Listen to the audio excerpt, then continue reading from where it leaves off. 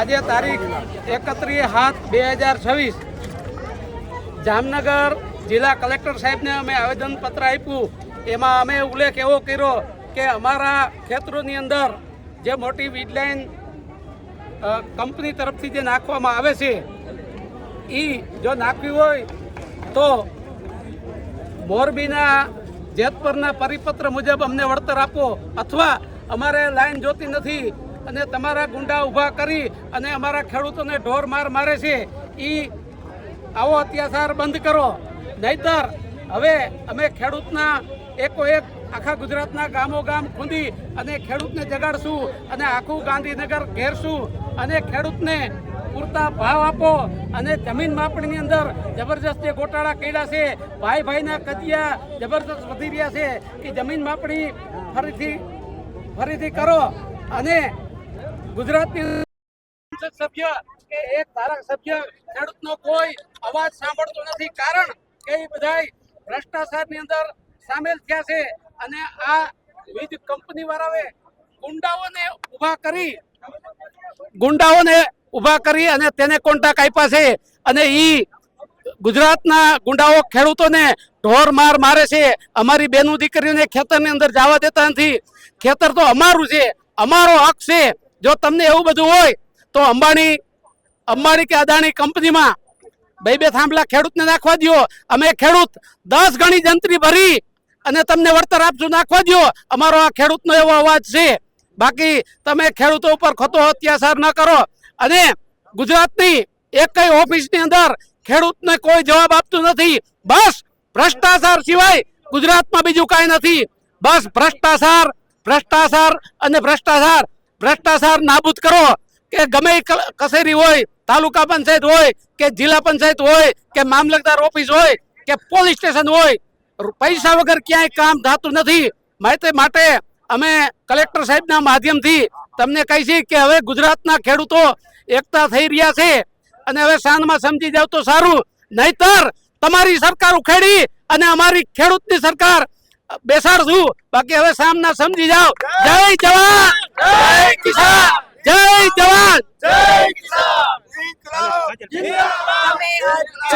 તમે જામનગર કલેક્ટર કચેરીએથી મને લાઈવ જોઈ રહ્યા છો. જામનગર જિલ્લાના મોરબીના કેટલાય ખેડૂતો હવે જિલ્લા વાઇઝ રહ્યું જ નથી, આખા ગુજરાતનું ખેડૂતોનું આંદોલન થઈ ગયું છે.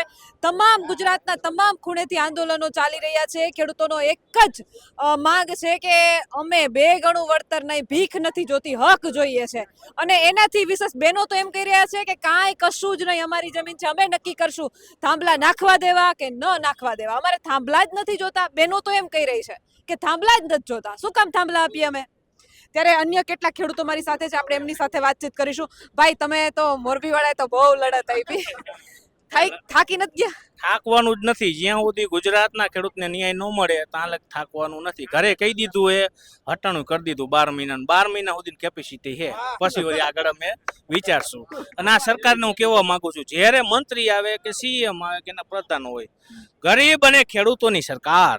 હું આમાં કહેવા માંગુ, ગરીબ અને ખેડૂત અત્યારે રસ્તા ઉપર, વિદ્યાર્થી હોય તો એ રસ્તા ઉપર, ગરીબો રસ્તા ઉપર, ખેડૂત રસ્તા ઉપર. આ સરકાર ગરીબોની અને ખેડૂતોની કેવી રીતે, હું સવાલ કરું છું. અને જીતુ વાઘાણી કીધું ડુપ્લિકેટ બિયારણ માટે કાંઈ પણ થશે તો કાયદાનું કામ કરશે. હર્ષસંઘવી એમ કે કાયદાનું કામ કરશે. હવે હર્ષસંઘવી વાતો ડ્રગ્સની કરે, દેશી દારૂ બંધ નથી કરાવી શકતો, ડ્રગ્સની વાતો કરે. આને પહેલા તો લાયક જ નથી વાત કરવાના. દેશી દારૂ બંધ કરાવે ને તો પછી ડ્રગ્સ બંધ થાય. દેશી દારૂ અહીંયા બને છે, ડ્રગ્સ બહારથી આવે. અને ઈ બંધ નથી થતું. દેશી દારૂ ડ્રગ્સની વાતો કરે. લાવે 100 કિલો, 2 કિલો પકડે, 98 કરે, ઘરે લઈ જાય. આ ચાલે. અદાણી પોર્ટ છે. પોર્ટ કેનું છે? કંડલા પોર્ટ અદાણીનું છે. એટલે આ સરકારને એમ કેવું સાંભળ્યું છે અદાણી સાહેબ એરલાઇન્સ શરૂ કરવાના છે.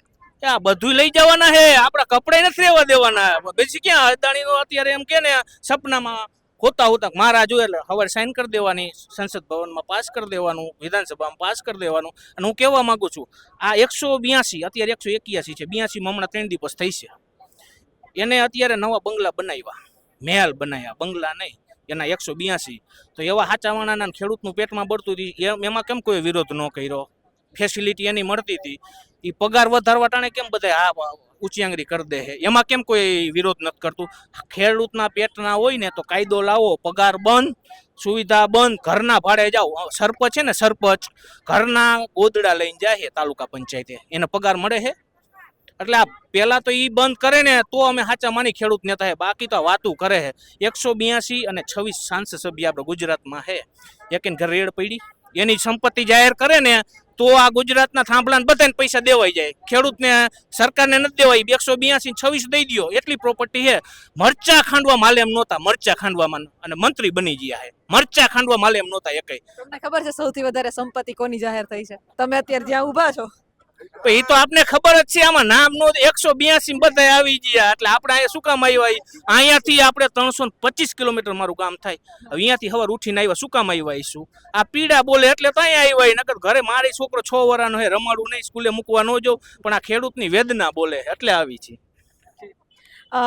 જામનગર અત્યારે જામનગર કલેક્ટર કચેરીએ ઊભી છું મોરબીના જામનગરના બધા જ ખેડૂતો અત્યારે મારી સાથે છે અને મોટી સંખ્યામાં આજે જામનગર જિલ્લાએ જે તાકાત બતાવી છે જે ખેડૂતો લડ્યા છે એ ખૂબ મોટી વાત છે વધારે પ્રવીણભાઈ આપણી સાથે છે પ્રવીણભાઈ એટલા દિવસથી લડત આપો છો આજે મોટી સંખ્યામાં ખેડૂતો અહીંયા જામનગર કલેક્ટર કચેરી આવ્યા હતા શું તમને કલેક્ટર સાહેબે શું જવાબ આપ્યો અને તમારા શું પ્રશ્નો હતા હવે એમાં કલેક્ટર સાહેબે અમને જવા નથી દીધા 2-3 બહેનોને 2-3 ભાઈઓને પછી અમે કીધું આપણે સમજવું જોઈએ કારણ કે ખેડૂતો પછી અમુક કે અમારે જવું છે ને અમારે સાહેબને જોવા છે એવું કરતા એટલે અમે ખુદ સમજી ગયા જે બહેનો દીકરીઓને અમારે મોકલવાના હતા 2-3 ભાઈઓ ગયા એટલે હવે આ કલેક્ટર સાહેબને વિનંતી કે સાહેબ હકીકતમાં તમે રાજા કહેવો જામનગરના રાજા એટલે કલેક્ટર હવે હું વાત કરું બેન મારા ગામની તો 16/7 23/7 અને 28/7 12 દિવસમાં 3 વખત નોટિસ બેન અમારા ખેડૂતોને 55 નોટિસ છે 25-30 ખેડૂતો અહીંયા આવે તો આ કલેક્ટર સાહેબને વિનંતી કે તમે આટલું બધું આ કંપનીઓ તરફ કેમ પ્રોત્સાહન આપો છો હકીકતમાં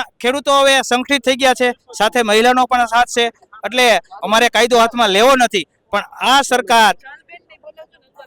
આ સરકાર આપણે જે સેવા સદનમાં બેઠા અધિકારીઓ અમને કાયદો લેવા મજબૂર કરે છે કારણ કે એમ કહે છે કે તમે કાયદો હાથમાં લ્યો એટલે તમે જેલમાં જાઓ અમે કાયદો હાથમાં લેવાના નથી પણ અમે ખરપિયો તો લેવાના છે કારણ કે આ વિસ્તારમાં દીપડો એક માન પકડાનો 6-7 મહિને તો કદાચ અમારા ખેતરમાં કોઈ દીપડો આવે કોઈ ભૂંડ આવે કે કોઈ આ બળજબરીથી થાંભલા ખોડવા આવે તો આપણા માધ્યમથી હું હકીકતમાં ખેડૂતના દીકરો વતી મારી વેદના બોલે છે કે હવે આજ દિવસ પછી અમારા જામનગર જિલ્લામાં મોરબીમાં રાજકોટમાં કે ગુજરાતભરમાં ક્યાંય પણ જો કામ ચાલુ કરશે અમારી સહમતિ વગર અમારા થાંભલા જોતા જ નથી કારણ કે 4/7/2026 ના રોજ મોરબી જિલ્લાના કલેક્ટર સાહેબને ગુજરાતભરના ખેડૂતોએ લેખિત દઈ દીધું છે કે 7 દિવસમાં અમને આ નિર્ણય યોગ્ય વળતરનો જવાબ આપો તો આ 15 દિવસ નહીં 21 દિવસ થયા તો હવે અમે ખેડૂત આગેવાનો સાથે મળી નક્કી કર્યું છે કે અમારે આ થાંભલા નથી જોતા એના તાર નથી જોતા વળતર નથી જોતું કારણ કે અમારી આ મહામૂલી જમીન બરબાદ થાય છે વેલ્યુ ઘટે છે જીવનો જોખમ છે એની નીચે અમે કામ કરતા હોય અને તાર પડે અમારું અકસ્માત થાય મજૂરોનું જીવહાનિ થાય કે કોઈ અમારો પાક સળગી જાય તો એને જવાબદાર કોણ એટલે હકીકતમાં સરકાર સાનમાં સમજી જાય હવે ખેડૂતો કોઈની શરમે રહેવાના નથી અને આપણા માધ્યમથી તમામ રાજકીય પક્ષોને પણ 2 હાથ જોડીને વિનંતી કરું છું કે તમે હવે અમને ન્યાય આપવાની ચર્ચા છોડો પછી કોંગ્રેસ વાળા હોય આમ આદમી વાળા હોય ભાજપ વાળા તો કઈ નકટા અમારી વાત ક્યાંય લઈને જવાના નથી અમારા ભેગા અમુક આવે છે અમે તમારી સાથે છે પણ સાથે છે અમારી પથારી ફેરવવા અમે તમારી સાથે છે જ્યાં જરૂર પડે કહેજો એવું વીલું થાય એટલે હવે ખેડૂતોને પણ વિનંતી કે કોઈ પણ તાલુકામાં કોઈ પણ રાજકીય પક્ષમાં જોડાયેલો વ્યક્તિ ખેડૂતની વચ્ચે આવે તેને હેઠો બેહાર દેવાનો કે ભાઈ તું મીડિયામાં કઈ બોલતો નહીં ક્યાંય કઈ પ્રચારી કરતો નહીં ખેડૂતોને બોલવા દો ખેડૂતો જાગી ગયા છે ખેડૂતો એનું કામ કરી લેશે તમામ રાજકીય પક્ષોને 2 હાથ જોડીને વિનંતી કે તમે અમને બહુ ન્યાય અપાયો હવે અમારે તમારું કાંઈ જરૂર નથી કારણ કે તમે બધા દગાખોરના દીકરા છો અમને ગાંધીનગર જતા હતા કોંગ્રેસ વાળા આવે ત્યાં એના બાપનો દાડો કરવા રેલી સભા કરી અરે અમારે ગાંધીનગર જવું હતું અમને ખબર નહોતી કે આ કોંગ્રેસ વાળા ભળવાઈ કરશે તો અમે આમ આદમી વાળા હતા એનો વિરોધ કરવાના અમે બધાને સમજાવ્યા કે ભાઈ તમે ખૂટિયા બાદશાહોમાં અમારું નિકંદન નીકળી જાય ધન્યવાદ જો જેતપુરના ખેડૂતોને કે બિન રાજકીય જે છાવણી 18 જૂનથી ચાલુ કરે આજ દિવસ સુધી છાવણી ચાલુ છે અને આવતા દિવસોમાં લાખોની સંખ્યામાં ખેડૂતો અહીંયા મહાસંમેલન મહાપંચાયત યોજવાની છે અને આ જે થાંભલા જ્યાં એને કામ કર્યું છે જૂની લાઈનો છે પણ એને ઉપાડવી પડશે પાછી ભરવી જોઈએ કારણ કે અમારી ખેડૂત એકતા થઈ ગઈ છે અમારે હકીકતમાં અમારું ખેતરની એમ કે વેલ્યુ ઘટી જાય છે એટલે અમારે હવે થાંભલા જોતા જ નથી અમારે હતી આની આરે એમ કે સહમતિ પણ 21 દિવસ થઈ ગયા. હવે જો અમારી એ સહમત ન હોય તો અમારે થાંભલાઈ નથી જોતા, તારાઈ નથી જોતા, વળતરાઈ નથી જોતું, અને આ તમારા લબાચા ભરવા માંડો, નકર પછી અમારે આ ભંગારમાં બધું દેવું જોઈએ. એટલે હાનમાં સમજી જાય. અને મોદી સાહેબને પણ વિનંતી કે જ્યારે તમે મુખ્યમંત્રી હતા ત્યારે કાલું બોલતા હતા કે ખેડૂતોને અમે દેવા માફ કરશું, ખેડૂતોને અમે ભાવ અપાવશું. ત્યાર પછી આ ભાઈ વડાપ્રધાન બન્યા પછી પાક વીમા યોજના ઊભી કરી.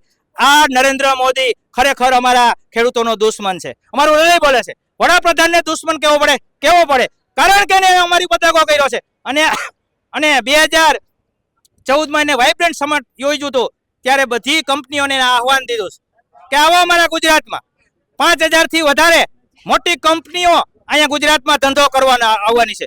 શું આ તમારા બાપનું અહીંયા કામ છે? અહીંયા જ્યાં રણ વિસ્તાર છે, જ્યાં કાંઈ પણ ઉત્પાદન બિન ઉપજ અમુક રાજ્યોમાં જમીન છે ત્યાં નાખો ને.